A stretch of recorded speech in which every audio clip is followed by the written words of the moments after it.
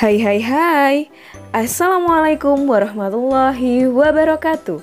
Kembali lagi nih di channel YouTube Aziza Fitrianingsih yang akan membahas materi-materi pelajaran kimia. Nah, kali ini kita masih membahas tentang reaksi redoks part yang kedua, yaitu nanti kita akan membahas tentang perbedaan antara reaksi reduksi dan juga oksidasi. Pasti semuanya sudah pada penasaran kan? Baiklah, langsung saja check this out. Oke, untuk kompetensi dasarnya adalah 3.9. Mengidentifikasi reaksi reduksi dan oksidasi menggunakan konsep bilangan oksidasi suatu unsur. Dan 4.9.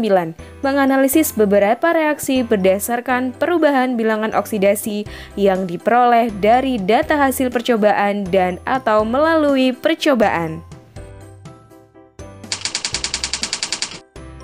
Nah, teman-teman, reaksi kimia banyak kita jumpai di lingkungan sekitar kita. Seringkali kita tidak sadar dengan proses apa yang sebenarnya terjadi, padahal proses-proses tersebut sudah menjadi pemandangan yang nyata dalam kehidupan sehari-hari. Perkaratan pada besi misalnya. Teman-teman semuanya pasti sering menjumpainya bukan? Tapi teman-teman tahu tidak mengapa besi itu bisa berkarat? Nah, ternyata proses perkaratan besi itu melibatkan reaksi reduksi dan oksidasi atau yang disebut dengan reaksi redoks.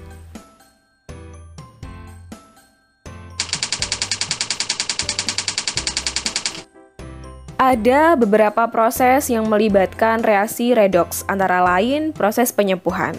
Prinsip bekerjanya baterai dan aki sebagai sumber listrik juga melibatkan reaksi redoks. Bahkan, proses metabolisme dalam tubuh kita, pernafasan dan juga pembakaran bahan bakar kendaraan bermotor juga termasuk ke dalam reaksi redoks. Sebenarnya masih banyak lagi contoh yang menunjukkan reaksi redoks yang terjadi di alam maupun diterapkan dalam proses industri, seperti industri pembuatan baterai, aki, dan juga pelapisan logam. Nah, mengingat aplikasi redoks yang sedemikian luas, maka konsep reduksi dan oksidasi sangatlah penting untuk dipelajari dan dipahami oleh teman-teman semuanya. Dengan memahami reaksi redoks, kerusakan bahan-bahan penting akibat reaksi redoks dapat dicegah ataupun dihindari. Pengetahuan tentang reaksi redoks juga sangat penting untuk diterapkan di dalam industri.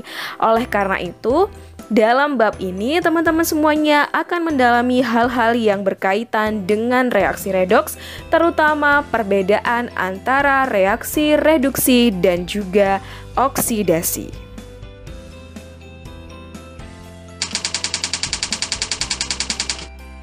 Oke, konsep oksidasi dan reduksi dibedakan berdasarkan yang pertama ada bilox, yang kedua berdasarkan elektron, kemudian berdasarkan hidrogen, dan yang terakhir berdasarkan oksigen.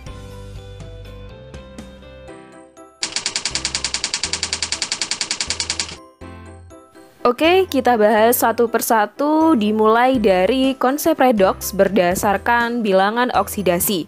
Jadi, berdasarkan bilangan oksidasi, oksidasi sendiri itu adalah reaksi kenaikan atau penambahan bilangan oksidasi. Kemudian untuk reduksi itu adalah reaksi penurunan bilangan oksidasi. Ya, untuk contohnya di sini untuk reaksi oksidasi itu ada Ba menjadi ion Ba2+, di mana untuk Ba dalam wujud padatannya bilangan oksidasinya adalah 0, sedangkan untuk ion Ba2+-nya bilangan oksidasinya adalah +2. Nah, di sini nampak biloxnya itu naik, sehingga untuk persamaan reaksi Ba menjadi Ba2+ ini masuk ke dalam reaksi oksidasi.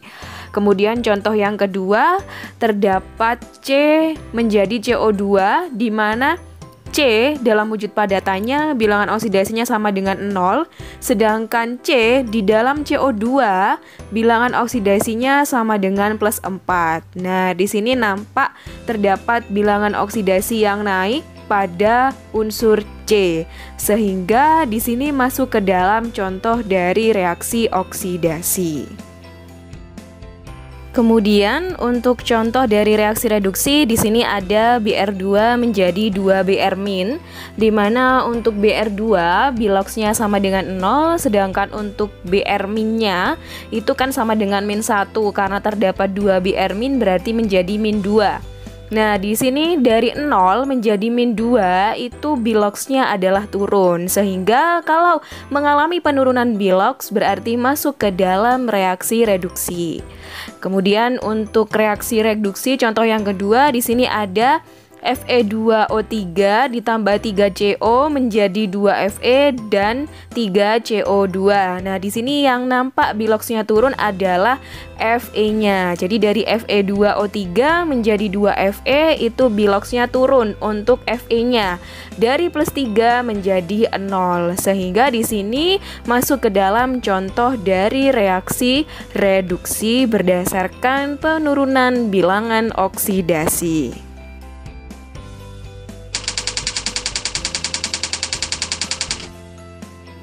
Lanjut, kita ke konsep redoks berdasarkan elektron. Jadi berdasarkan elektron untuk oksidasi itu adalah reaksi pelepasan elektron. Sebaliknya untuk reaksi reduksi itu adalah reaksi pengikatan elektron. Untuk contohnya di sini kalau reaksi oksidasi terdapat K menjadi K+ dengan melepaskan 1 elektron. Kemudian Mg menjadi Mg2+ dengan melepaskan 2 elektron dan Al menjadi Al3+ dengan melepaskan 3 elektron. Sebaliknya untuk contoh dari reaksi reduksi terdapat Cl2 dengan menangkap 2 elektron menjadi 2 Cl-, kemudian Cu2+ menangkap 2 elektron menjadi Cu dan Fe3+ menangkap 1 elektron menjadi Fe2+. Nah, jika teman-teman perhatikan dari contoh reaksi oksidasi dan reaksi reduksi berdasarkan elektronnya ini, kalau yang melepaskan elektron itu bisa dikatakan bahwa letak elektronnya berada di sebelah kanan tanda panah. Sebaliknya untuk yang reaksi reduksi, letak elektronnya yang artinya menangkap itu berada di sebelah kiri tanda panah.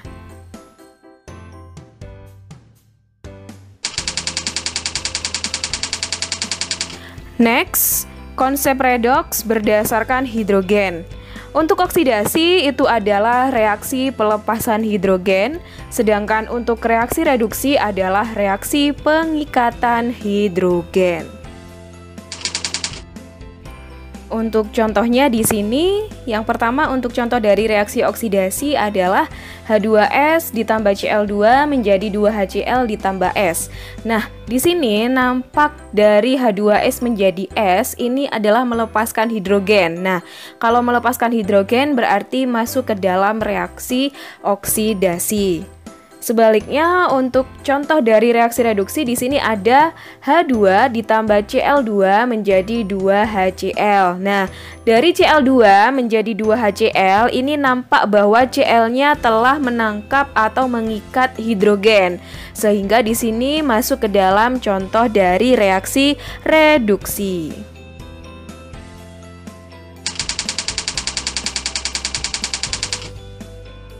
Kemudian konsep redoks yang terakhir adalah berdasarkan oksigen.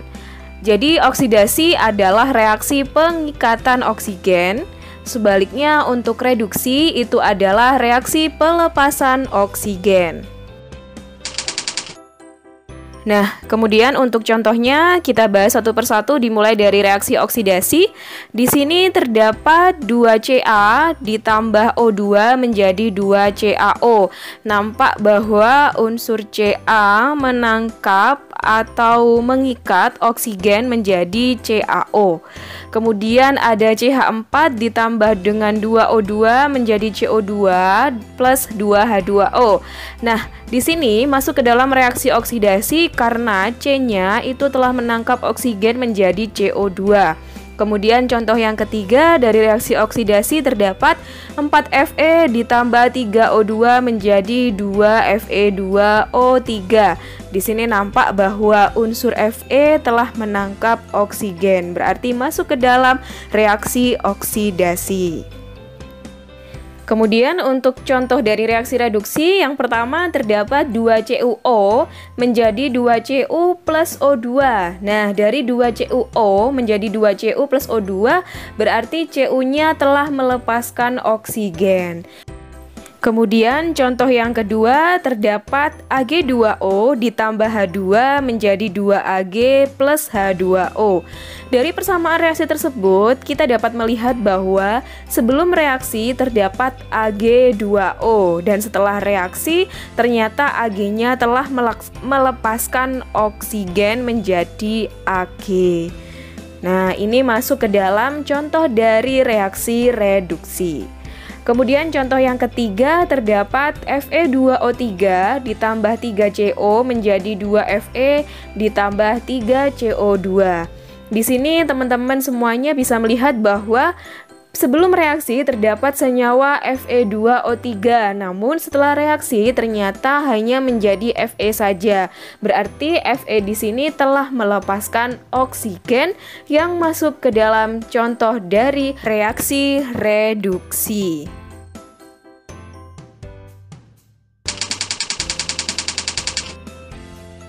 Baik, selanjutnya kita akan membahas mengenai oksidator dan reduktor. Oksidator atau pengoksidasi itu adalah zat yang mengalami penurunan bilangan oksidasi dalam suatu reaksi redoks. Jadi yang dinamakan dengan oksidator itu adalah zat yang mengalami reduksi. Atau nama lain dari oksidator adalah pengoksidasi. Sebaliknya, reduktor atau pereduksi itu adalah zat yang mengalami kenaikan bilangan oksidasi dalam suatu reaksi redoks. Atau bisa dikatakan bahwa reduktor itu adalah zat yang mengalami oksidasi. Nah, reduktor ini nama lainnya adalah zat pereduksi. Contohnya di sini adalah yang pertama terdapat Cl2 ditambah 2 elektron menjadi 2 Cl-. Pada reaksi di atas, Cl2 mengikat 2 elektron menjadi 2 Cl-. Nah, berarti Cl2 telah mengalami penurunan bilangan oksidasi atau bisa dikatakan mengalami reaksi reduksi. Karena Cl2 tersebut mengalami reduksi, maka Cl2 disebut oksidator atau pengoksidasi. Kemudian yang kedua terdapat Cu menjadi ion Cu2+ ditambah 2 elektron. Pada reaksi di atas, Cu telah melepaskan 2 elektron menjadi Cu2+. Berarti Cu telah mengalami kenaikan bilangan oksidasi. Oleh karena Cu mengalami kenaikan bilangan oksidasi, maka Cu dapat disebut dengan reduktor atau pereduksi.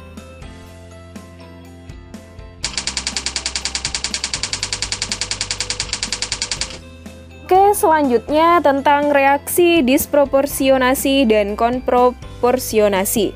Apa itu reaksi disproporsionasi? Reaksi disproporsionasi adalah reaksi redoks yang oksidator dan juga reduktornya merupakan zat yang sama. Jadi, sebagian dari zat itu mengalami oksidasi dan sebagiannya lagi mengalami reduksi.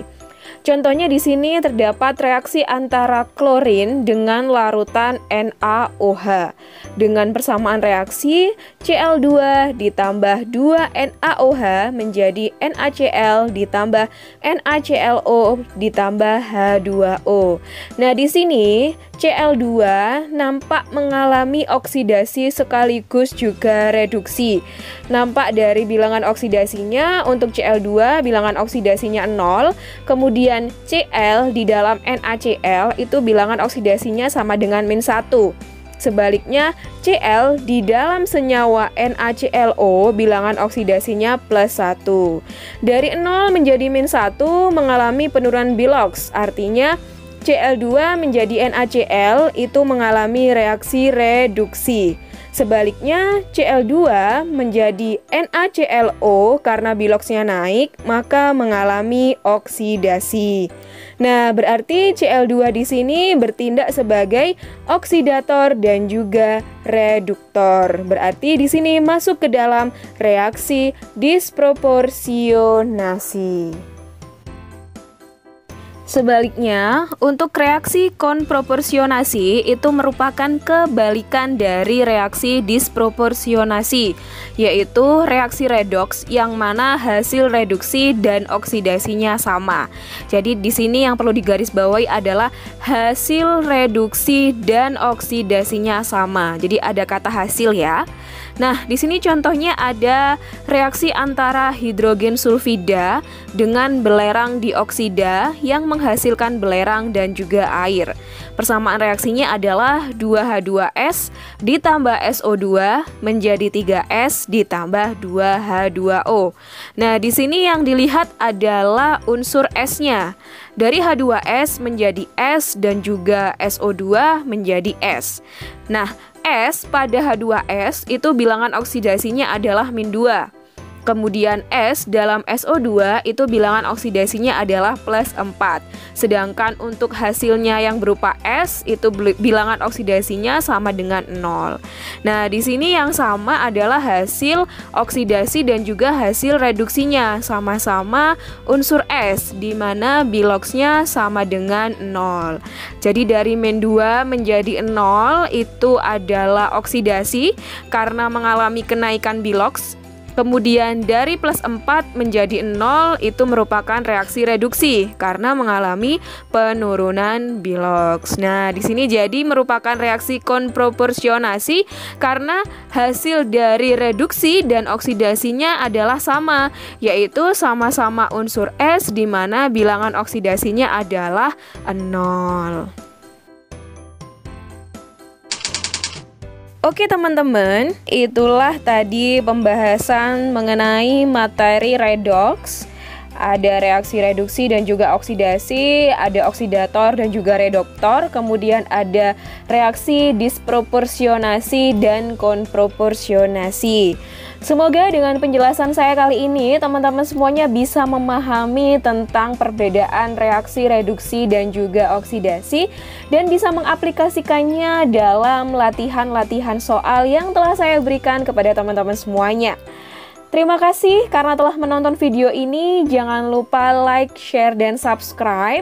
Sampai ketemu lagi pada video pembelajaran selanjutnya. Semoga apa yang saya sampaikan bisa bermanfaat buat teman-teman semuanya. Dan jangan lupa tetap jaga kesehatan ya. Sekian dulu dari saya. Terima kasih. Sampai ketemu lagi. Wassalamualaikum warahmatullahi wabarakatuh.